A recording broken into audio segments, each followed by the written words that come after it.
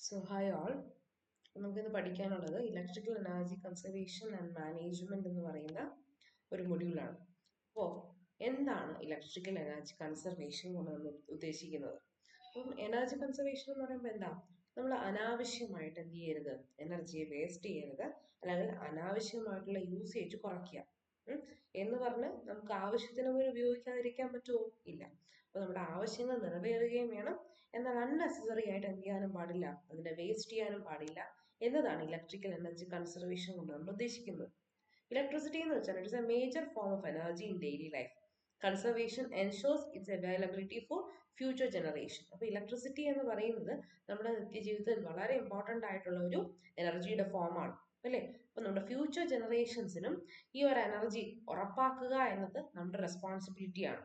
അപ്പോൾ സസ്റ്റൈനബിൾ ആയ സുസ്ഥിരമായ ഒരു ഡെവലപ്മെന്റിന് വേണ്ടിയിട്ട് ഇലക്ട്രിക്കൽ എനർജി കൺസർവേഷൻ വളരെ ഇമ്പോർട്ടൻ്റ് ആണ്. അപ്പൊ അതുകൊണ്ടാണ് നമ്മൾ എന്ത് ചെയ്യുന്നത്, ഇങ്ങനെ ഒരു മൊഡ്യൂൾ എന്ത് ചെയ്യുന്നത് പഠിക്കുന്നത്.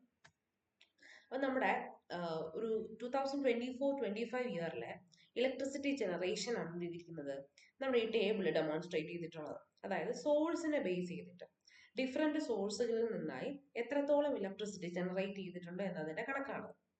തെർമൽ സോഴ്സ്, അതായത് കോള്, ലിഗ്നൈറ്റ്, ഗ്യാസ്, നമ്മുടെ ഡീസൽ പോലെയുള്ള തെർമൽ സോഴ്സസിന്റെ സഹായത്തോടു കൂടി ജനറേറ്റ് ചെയ്ത ഇലക്ട്രിസിറ്റി എന്ന് പറയുന്നത് ഏകദേശം 1364 ബില്യൺ യൂണിറ്റ് ആണ്. അതായത് 100% നമ്മുടെ ഇലക്ട്രിസിറ്റി ഉൽപ്പാദിപ്പിക്കുന്നത് ഏകദേശം 75%-ഓളവും ഉൽപ്പാദിപ്പിച്ചത് നമ്മുടെ തെർമൽ സോഴ്സിൽ നിന്നാണ്. ഓക്കെ, ഇനി ഏകദേശം 8.2% ചെയ്തിരിക്കുന്നത് ജലത്തിൽ നിന്ന് ഉൽപ്പാദിപ്പിച്ചിരിക്കുന്ന വൈദ്യുതി എന്ന് പറയുന്നത്. ന്യൂക്ലിയർ പവർ സ്റ്റേഷൻസിന്റെ സഹായത്തോടുകൂടി ഏകദേശം 3.1% ഇലക്ട്രിസിറ്റി ജനറേറ്റ് ചെയ്തിട്ടുണ്ട്. മറ്റ് റിന്യൂവബിൾ സോഴ്സസ്, അതായത് നമ്മുടെ സോളാർ എനർജി, വിൻഡ് എനർജി മുതലായവയിൽ നിന്ന് ഏകദേശം 13.7% എനർജിയുമാണ് എന്ത് ചെയ്തിരിക്കുന്നത്, ജനറേറ്റ് ചെയ്തിരിക്കുന്നത്. ഇത് കഴിഞ്ഞ 24-25 കണക്ക് പ്രകാരമുള്ള ഡേറ്റയാണ് എന്ത് ചെയ്തിരിക്കുന്നത്, ഈ കാണിച്ചിരിക്കുന്നത്. അപ്പൊ ഇവിടെ നോക്കുമ്പോൾ നമുക്കറിയാം ഏറ്റവും കൂടുതൽ ഷെയർ വന്നിരിക്കുന്നത് എവിടെ നിന്നാണ്? തെർമൽ സോഴ്സിൽ നിന്നാണ്, അല്ലെ?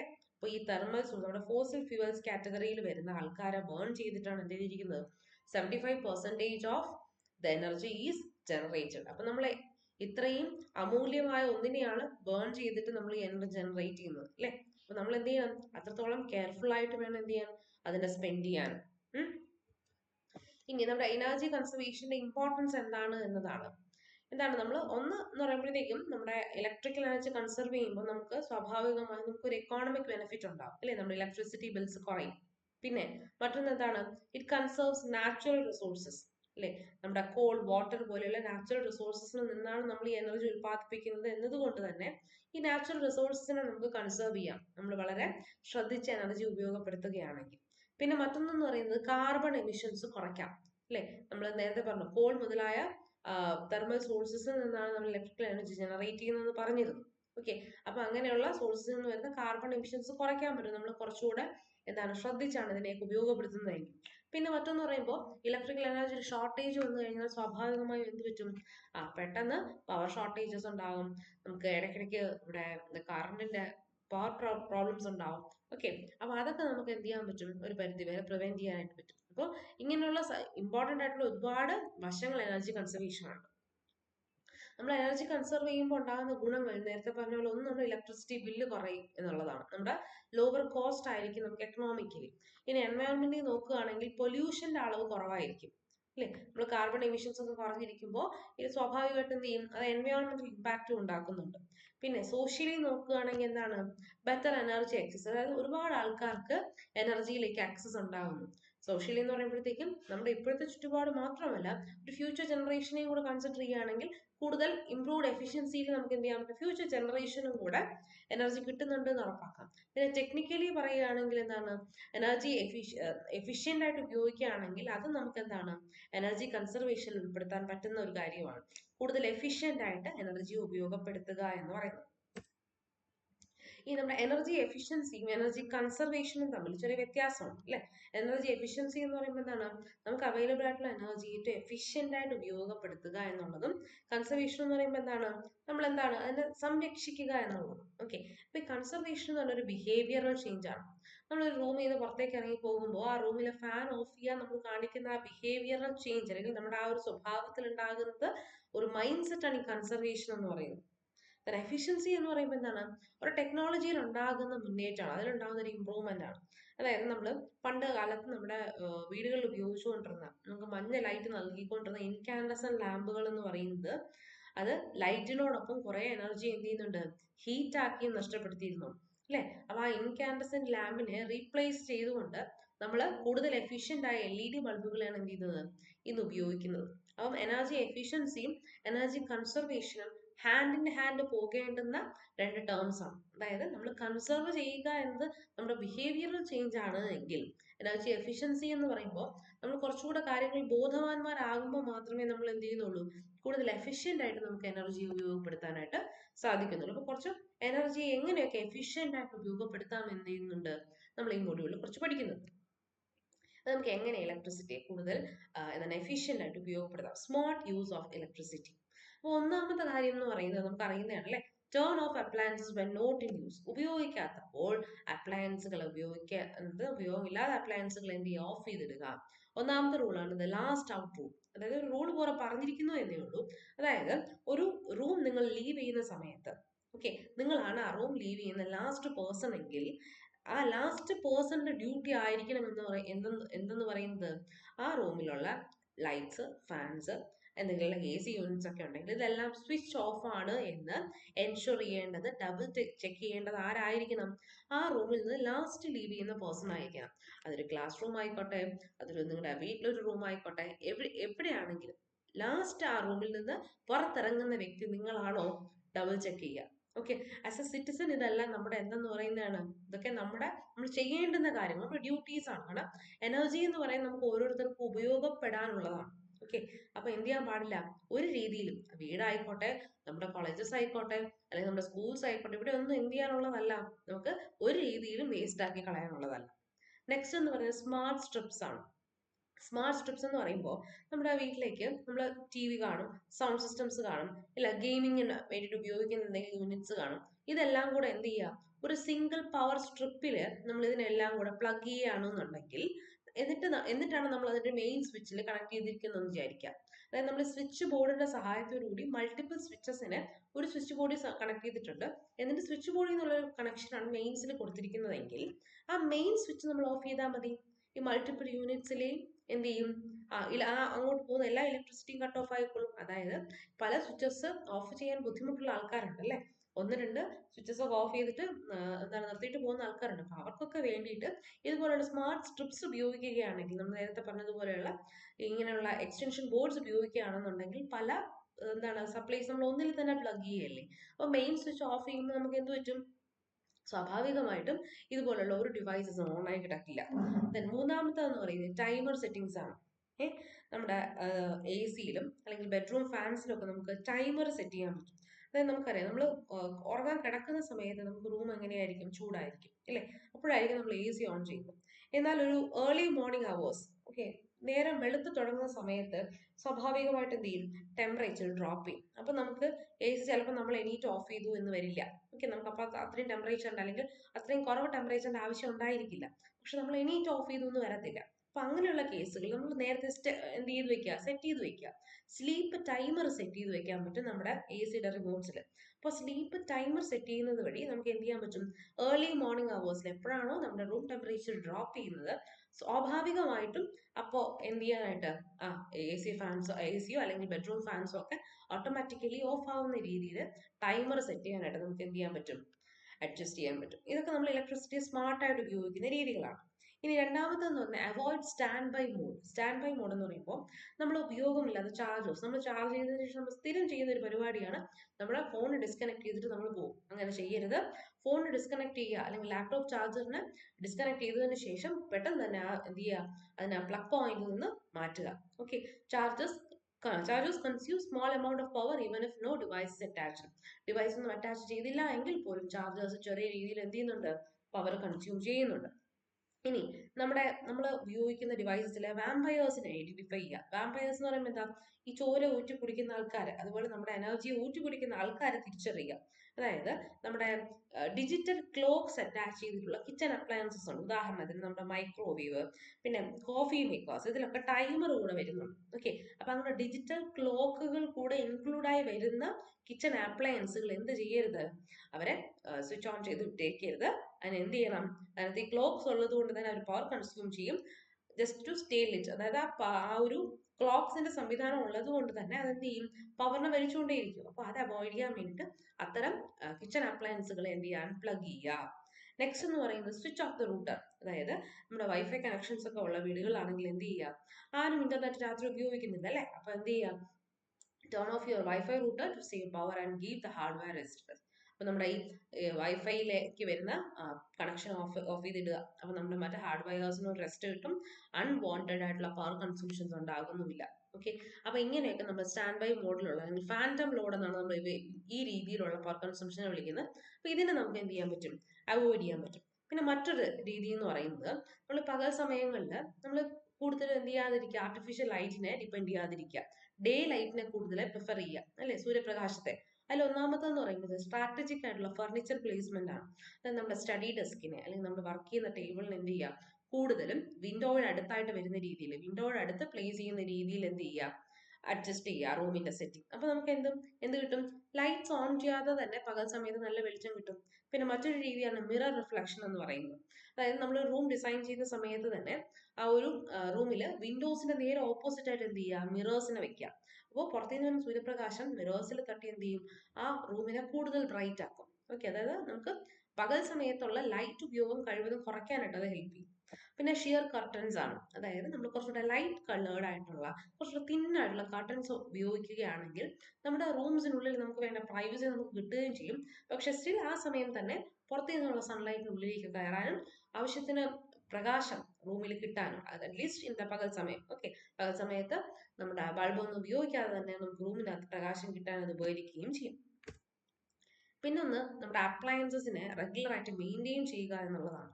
അതായത് ഒരു കാര്യം പറയുകയാണെങ്കിൽ നമ്മുടെ എ സിയുടെ ഫിൽറ്റേഴ്സ് പ്രോപ്പറായിട്ട് ക്ലീൻ ചെയ്തില്ല എങ്കിൽ അത് അതിന്റെ മോട്ടറിനെ ഇരട്ടിയായിട്ട് എന്ത് ചെയ്യും, പണിയെടുപ്പിക്കും. ഓക്കെ, കൂടുതൽ ഇലക്ട്രിസിറ്റി കൺസ്യൂം ചെയ്തിട്ടായിരിക്കും ഒരു ഡസ്റ്റി ആയിട്ടുള്ള ഫിൽറ്റർ എന്ത് ചെയ്യുന്നത്, വർക്ക് ചെയ്യുന്നത്. ഫിൽറ്റർ എന്ത് ചെയ്യുന്നത്, ആ ഒരു എ സിയെ വർക്ക് ചെയ്യിക്കുന്നത്. അപ്പൊ clean or replace your air conditioner filters every 1 to 2 months.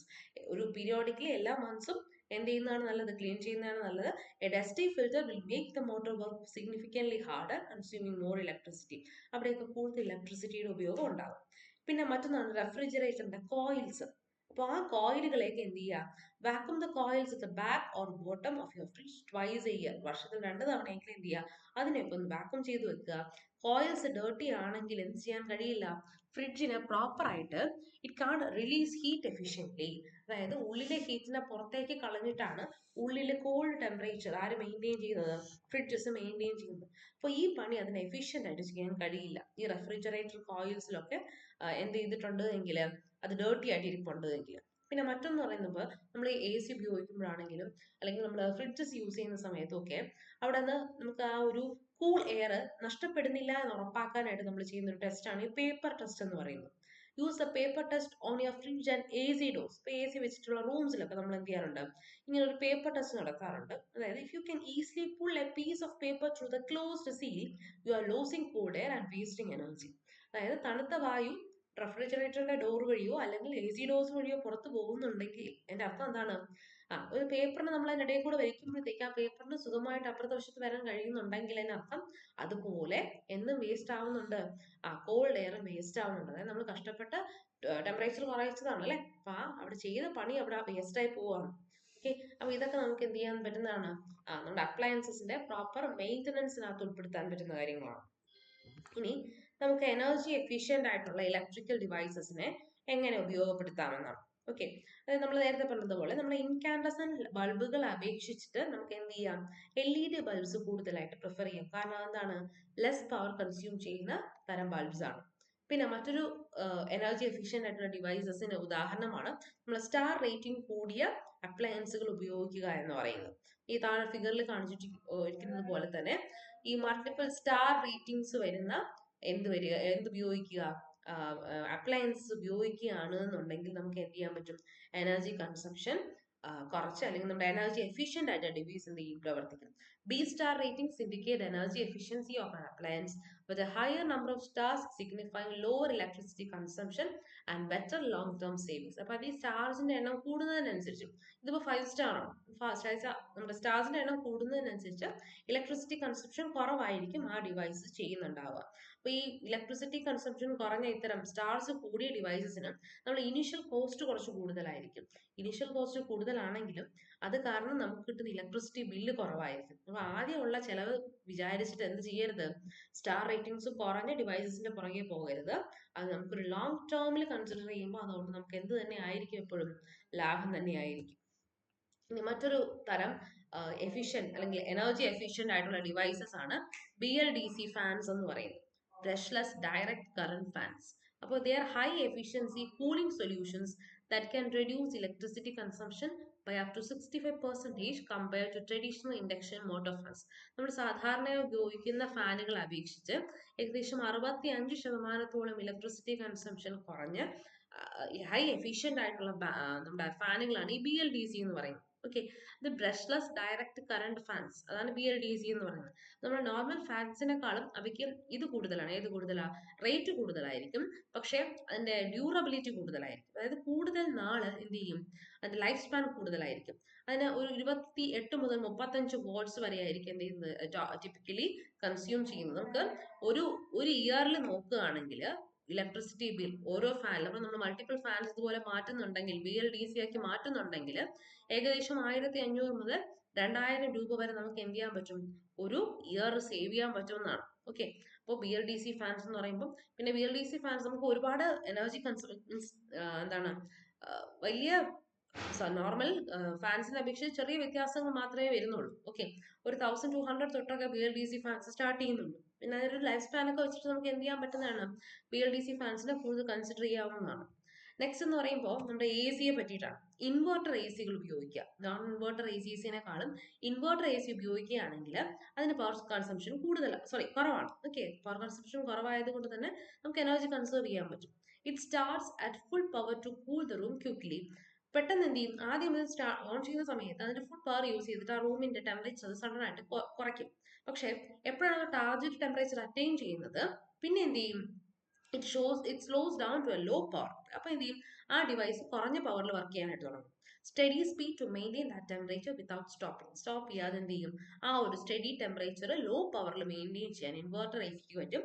എന്നാൽ നോൺ ഇൻവെർട്ടർ AC അങ്ങനെയല്ല. അപ്പൊ നോൺ ഇൻവെർട്ടർ ACക്ക് പകരം ഇൻവെർട്ടർ ACs എന്ത് ചെയ്യുക, ഉപയോഗിക്കുക. This can save from 30% to 50% on an electricity bill compared to a non inverter model.